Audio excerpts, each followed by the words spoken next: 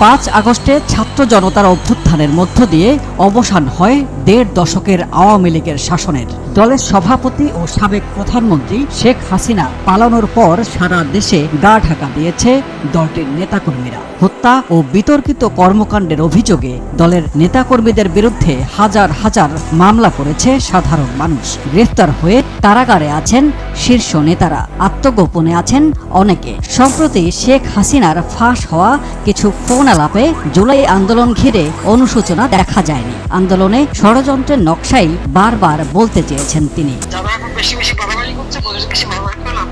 তবে দলটির পক্ষ থেকে প্রথমবার অডিও সাক্ষাৎকারে যুগ্ম সাধারণ সম্পাদক জানান, অনুশোচনা বা ক্ষমা চাইতে আপত্তি নেই আওয়ামী লীগের। আত্মগোপনে থেকে অনুশোচনা কি কারাগারে ভিতরে বসে করবে আওয়ামী লীগ? কিভাবে করবে? ভুলের জন্য জাতির কাছে আমরা এই ভুল করেছি প্রকাশ করেই আমরা জাতির কাছে ভুলগুলো শুধরাবার পথ দেখাবো, আমাদের পরিকল্পনা জানাবো। প্রকৃত অর্থেই যদি আমরা যে ভুল করে থাকি অথবা অন্যায় করে থাকি, সেই অন্যায়ের জন্য ক্ষমা চাইতে, জাতির কাছে ক্ষমা চাইতে আমাদের কোনো আপত্তি অথবা আমরা ক্ষমা চাইবো না, এ ধরনের গোড়ামি আমাদের ভিতরে কাজ করে না। এই ধরনের দল, এই মানসিকতার দল আওয়ামী লীগ নয়।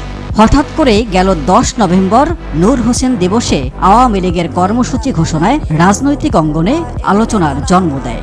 যদিও এরপর আবারও নিশ্চুপ দলের তৎপরতা। বাহাউদ্দিন নাসিম জানান, বর্তমান সময়ের সাথে তাল মিলিয়ে দল গোছাতে চায় আওয়ামী লীগ। সাধারণ মানুষ, খেটে খাওয়া মানুষের জীবনে যে নাভিশ্বাস উঠেছে, এর থেকে মানুষকে রক্ষার জন্য কর্মসূচি অচিরেই নেই।